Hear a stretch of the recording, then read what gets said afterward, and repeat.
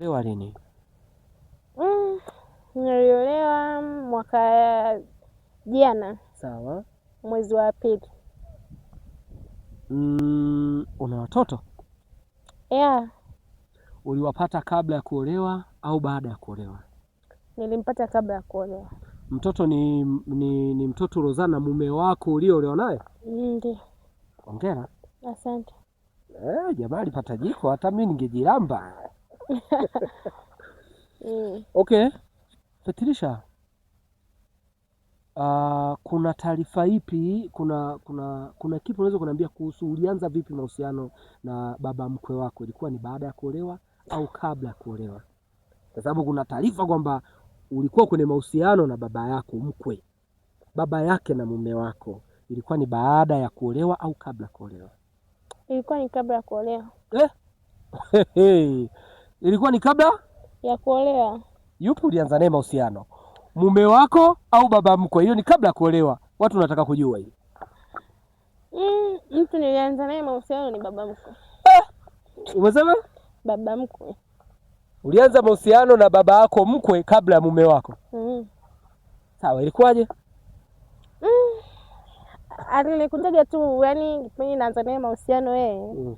Sikuwahi kukutana, sikuwahi kumjuaga mtoto wake. Ulikuwa bado hujamjua mwanae? Sawa. Na tulikuwa bado hatuko kwenye mahusiano, yani tulikuwa hatujuani. Kwa yule alikuwa kama ndio mbaba wangu, yani unajua maisha ya mjini, yani mbaba wangu wa mjini, kwamba alikuwa ananilipia kodi, sijui mazingira yangu, yani kila kitu kinachonihusu mimi alikuwa ananifanyia. Kwa hiyo nikaona sio budi kumpenda. Unajua vijana sasa hivi wanasumbua. Oya, vijana mnasumbua. Mpaka Fetirisha amempata mbaba. Sasa kilichoendelea mbele tuendelee kumsikiliza. Sawa. Kwa hiyo tulivyoenda vile, tulikuwa kwenye mahusiano, tulikaa sana kwenye mahusiano. Ndani kama mwaka mmoja na nusu hivi. Ndio nikaja nikakutana sasa na huyo mkaka. Akatokea kunipenda akahitaji anioe. Yaani nilishindwa kumwacha yule sponsor na ndoa nilikuwa naitaka. Sponsor baba mkwe? Baba mkwe. Sawa. Kwa hiyo alivyokuja akataka anioe, nikakubali, tukapendana. Alionyesha mapenzi ya kweli. Nikaona bora tu nifanyeje? Niolewe, nitulie. Sawa. Sasa siku hiyo anaenda kunitambulisha kwao. Kwanza alinipigia simu. Fetu kwa wapi? Nikamwambia niko nyumbani. Njoo unasema nataka twende. Nikamwambia sasa hamna shida. Kweli akaja akanichukua na gari lake. Mwisho wa siku nikashangaa napeleka ukweni. Sasa ile nafika ukweni. Mshikaji alikuwa na ndinga kabisa? Alikuwa na ndinga. Baba mkwe ndinga ipo? Ndinga ipo. Sawa. Kwa hiyo mimi nafika ukweni hivi natambulishwa sasa, huyu ndio baba, huyu ndio mama. Kiukweli hapo nilishindwa nilishindwa cha kufanya, afu nikashindwa nifanye kitu gani. Yani nilijisikia kama mwili unaishiwa nguvu, yani jasho sio jasho, lakini nikasema ngoja tu ni kazi. Hapo aliambiwa huyu ndo baba, huyu ndo mama. Alitetemeka miguu na ushirikiano. Kama ni wewe, huyu ni Fetirisha, tuendelee naye. Sawa. Basi ilivyokuwa hivyo ikabidi anitambulishe pale, nikatulia. Baada ya kutulia, baba mkwe naye akanyamaza. Nikaona mbona mzee amenyamaza, kabla mimi nitulie. Mwisho wa siku nilivyorudi nyumbani, mzee akanipigia simu akaniambia, wewe ndio umefanya nini? Nikamwambia mimi mwenyewe sikujua kama huyu ni kijana wako. Sawa, hukujua na obviously ulikuwa nakosa. Sikujua. Kwa mzee alipokuja kuongea vile, kiukweli hakupenda, alikasirika, lakini mwisho wa siku mimi na kijana wake tulikuwa tushatambulishana, tunapendana. Tuliamua tu ilibidi anyamaze. Alinyamaza mpaka ndoa ikapita, harusi, kila kitu. Lakini mwisho wa siku uvumilivu mzee ulimshinda. Oya, mtazamaji, uvumilivu ulimshinda mzee. Tuendelee kupata. Hapa kuna uondo. Sawa. Mwisho wa siku uvumilivu ulimshinda. Uvumilivu ulivyomshinda, akaya nikawa mwanae anapotoka ile. ananifuata. Twende, kuwa huru. Sawa, na mimi kwa kuwa mzee alikuwa ni mtu wangu wa muda na pesa ilikuwa kwa mzee. Kibunda ipo. Unachotaka kutuambia hata mwanae pesa alikuwa nayo pia kulikuwa na share kubwa ya mzee, si ndivyo? Kulikuwa kuna share kubwa sana ya mzee. Kwa hiyo baada ya kutoka pale mzee tukaendelea kama kawaida, nikawa nakula baba na mtoto. Kila mtu kwa wakati wake. Wanasema kula kuku na mayai. Huyu si tutaita alikula nini? Huku ni kula baba na mtoto, kula kuku na mayai. Kwa hiyo nikabidi tu niendelee kula baba na mtoto. Tulikaa ndani ya huo muda tukiwa tunafanya vile, lakini mwisho wa siku mtoto yani alianza kama kuhisi, akawa anauliza maswali mengi, vipi, mbona nawe na mzee hivi? Naambia unajua wazee wanapendaga watoto wa kike, na ukiangalia kwenu mtoto wa kike hayupo. Kwa mimi nahisi tu ananiona kama binti yake. Basi, lakini mwisho wa siku alijua. Baada ya kuja kujua siku hiyo nakumbuka aliniaga akaniambia nenda kazini. Nikamwambia sawa, hamna shida. Alivyoenda kazini mzee akaingia chumbani. Nataka nikukatishe hapo chumbani. Kati ya mzee, baba mkwe na mwanae, yupi fundi? Yupi alinoga? Yupi fundi uwanjani? Kiukweli mzee alikuwa moto. Wazee shikamoo. Mzee alikuwa moto. Mzee alikuwa moto sana. Mzee alikuwa moto sana kuliko mtoto, kwa sababu vitu vingine alikuwa havijua, lakini mzee alikuwa anavijua. Na mlipokuwa ukipata nafasi ya kwenda ukweni, unamkuta mama mkwe, baba mkwe, umeenda na mtoto wao, huku unatembea na baba mkwe, ulikuwa unajisikiaje? Nilikuwa najisikia vibaya, lakini sasa kwa kuwa ilikuwa ishatokea, kwa kuwa ilikuwa imeshatokea, kwa sikuwa na jinsi, ilibidi tu nilichukulia kawaida. Yaani uliona uliyapokea? Niliyapokea, ni matokeo, nilikubaliana nayo. Kwa hiyo niliona kawaida tu.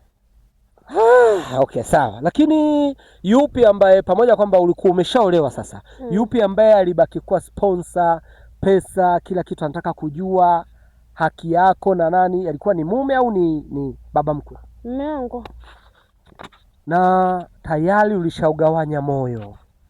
Katika mapenzi tunasema moyo huwa haugawanyiki.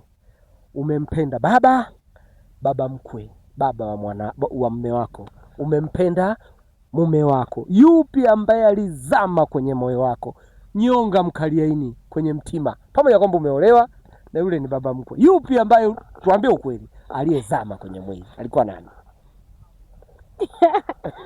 Anacheka. Nani? Alikuwa ni baba mkwe. Yesu wangu. Alikuwa ni nani? Ni baba mkwe. Alikuwa ni baba mkwe. Kwa sababu alikuwa fundi, hela ipo. Ishote alikuwa anajua mama, yaani anajua kukea. Washikaje? Nye moyo wa kijana wake, sio mume tena. Tuendelee. Unasema kijana wake hakuwepo, baba mkwe aliingia chumbani. Watu wanataka kujua, mlikuwa mnaishi naye kwenye mji mmoja? Kulikuwa na umbali gani kiasi ambapo kijana wake hakuwepo lakini baba mkwe alikuja, aliingia chumbani wakati mume wako wewe hayupo? Mlikuwa mnaishi sehemu moja? Ilikuwaje? Hapana, tulikuwa tukai mbali sana.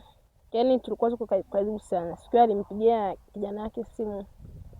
Kwa mume wangu alivyotoka tu ile yaani alimpigia simu aka kama vile amemwagiza sehemu. Sawa. Kwa kijana wake ikabidi anyanyuke aende hiyo sehemu. Sasa baada ya kutoka ile akanipigia mimi simu, mume wako ametoka. Ngambia ametoka, hayupo.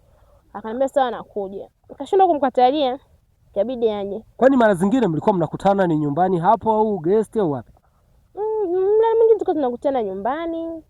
Ni kwa mume wako? Kitanda kile kile cha mume wako? Kitanda kile kile cha mume wako? Ndio. Mbona unacheka? Jibu, kitanda kile kile cha mume wako? Ndio. Hii kali wajomba. Mtachagua wenyewe. Mzee alikuwa anasasambua kwenye kitanda cha mwanae, huku anakula kitumbua cha mwanae alicholipia mahali. Sawa. Mzee alivyokuja, ameagiza mwanae, amekuja, nini kiliendelea? Basi mzee alivyofika pale, tukawa na mambo yetu kama siku zote tunavyofanyaga. Kwa hiyo kijana wake kumbe naye alikuwa ameshajua toka muda. Kwa hiyo alivyoagizwa akwenda kwenye kule kuagizwa, ilibidi asubiri aone kinachotokea. Alihisi. Alihisi. Kwa hiyo alivyotukuta, alitukuta kitandani. Kaka, mdau kama masikio yangu yasikiagi vizuri. Aliwakuta wapi?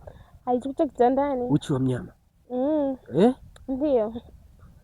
Mzee ashaanza show au bado? Yaani mzee ashaanza show, shamaliza. Yaani tumemaliza cha kwanza. Cha kwanza kile kimeisha. Yesu wangu Toto mwenyewe mashallah huyu. Kwa ikaweje? Alivyotukuta basi tu mtoto akapigwa na butwa, akashindwa cha kufanya. Mzee pressure zikaanza kumpata ghafla. Tubebe tena tupeleke hospitali tuachane. Hapo ngoja kwenda hospitali. Arowachukua ni nani sasa? Kijana. Oya, parapanda ikilia mshikaji moja kwa moja peponi. Aliwakuta uchi baba na mke wake chumbani. Lakini mzee baada ya pressure, mke ana cha kufanya, bado walishirikiana kumkimbiza mzee hospitali. Umeipata hiyo? Sawa. Baada ya pale tukamchukua mzee tukampeleka hospitali. Tulifika kule akapewa matibabu, lakini hali yake ilikuwa sio nzuri sana. Alikaa kama kwenye ndani kama ya mwezi mmoja tu hivi. Ndani ya mwezi mmoja mimi na mume wangu tulikuwa tulale kitanda kimoja tena. Ila tulikuwa tunaishi nyumba moja.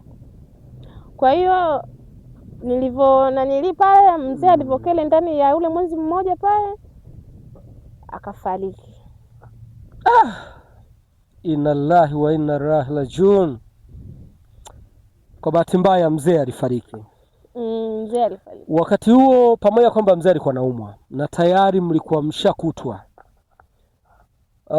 mumeo alikufanya chochote? Alikusema au alimwambia mama mkwe wako ambaye ni mama yake mzazi?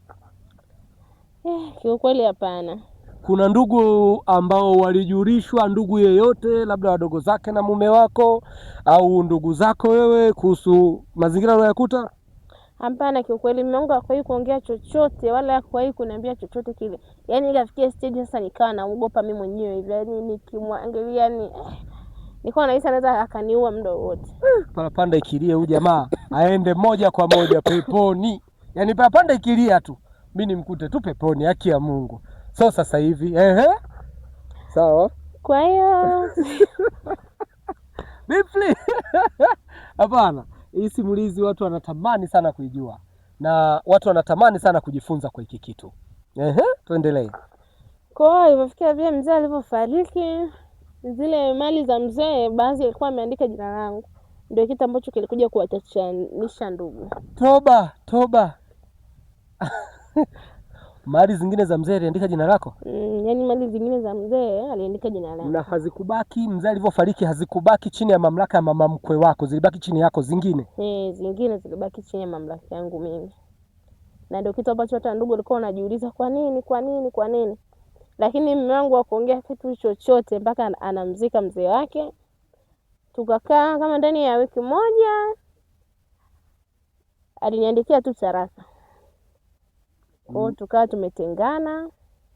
Kwa hiyo alichokifanya kikubwa mume wako ni kuandika taraka, ila aliondoka. Aliacha kila kitu. Yaani aliacha kila kitu, mali zote, yaani kila kitu aliniachia. Yaani mpaka sasa nafikia stage naogopa atakaa huko ndani. Nahisi kama atakuja siku moja kunitumia hata majambazi. Oya, ulinunua kasimu ka shilingi kadhaa, ukiachana na demu wako unapokonya hadi laini. Huyu jamaa aliacha ndinga, mlikuwa na magari? Ndio. Aliacha nyumba, aliacha kila kitu. Alichokifanya alinunua karatasi tu ya shilingi 100, white paper, akaandika taraka akamkabidhi bibie. Uongo? Kweli.